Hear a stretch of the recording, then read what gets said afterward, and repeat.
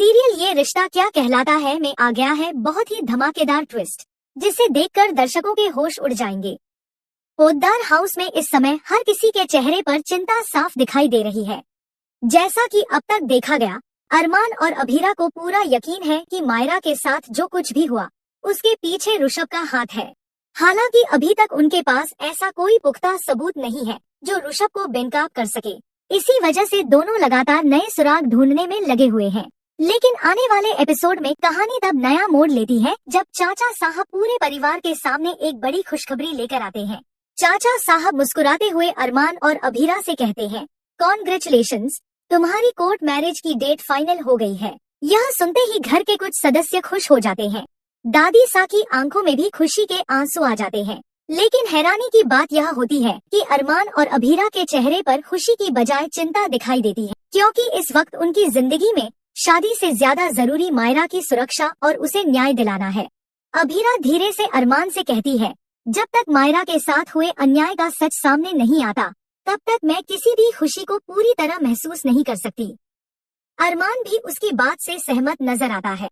दोनों फैसला करते हैं कि कोर्ट मैरिज की तैयारियां अपनी जगह रहेंगी, लेकिन ऋषभ के खिलाफ सबूत जुटाने का मिशन नहीं रुकेगा। वहीं दूसरी तरफ दिशा और आर्यन के रिश्ते में बड़ा तूफान आने वाला है। दिशा को लगने लगा है कि आर्यन ने उसके भाई ऋषभ का साथ छोड़ दिया है।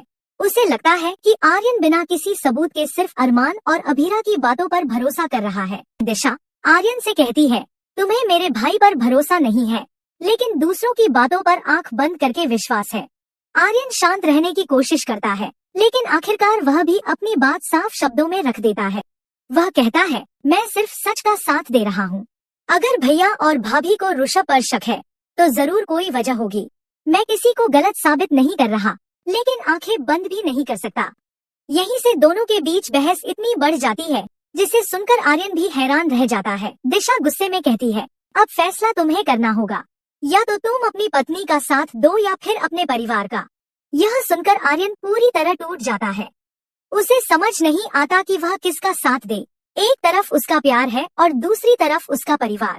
लेकिन असली धमाका अभी बाकी है। उधर मायरा धीरे धीरे अपने दर्द से बाहर आने की कोशिश कर रही है। वह मंदिर जाती है और भगवान से पूरे परिवार की खुशियों के लिए दुआ मांगती है। मायरा हाथ जोड़कर कहती है, भगवान, चाहे मुझे जितना भी दर्द सहना पड़े, लेकिन मेरे परिवार को हमेशा साथ रखना।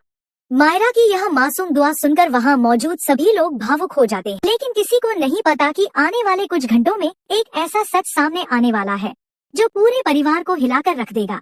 अरमान और अभीरा को अचानक एक पुराना वीडियो फुटेज मिल जाता है। शुरुआत में उन्हें लगता है कि यह वीडियो ऋषभ के खिलाफ सबसे बड़ा सबूत साबित होगा, लेकिन जब वे वीडियो को ध्यान से देखते हैं तो उनके पैरों तले जमीन खिसक जाती है। वीडियो में ऋषभ जरूर दिखाई देता है, लेकिन उसके साथ एक और शख्स भी नजर आता है जिसका चेहरा साफ नहीं दिख रहा होता। इसके बाद अरमान उस वीडियो को कई बार देखता है और एक ऐसी चीज नोटिस करता है जिसे देखकर उसके होश उड़ जाते हैं।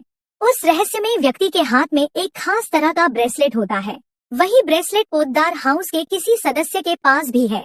अब अरमान और अभीरा के मन में एक नया शक जन्म लेता है। क्या ऋषभ सिर्फ एक मोहरा है? क्या असली गुनहगार कोई और है? क्या परिवार का ही कोई सदस्य इस पूरी साजिश के पीछे छिपा हुआ है?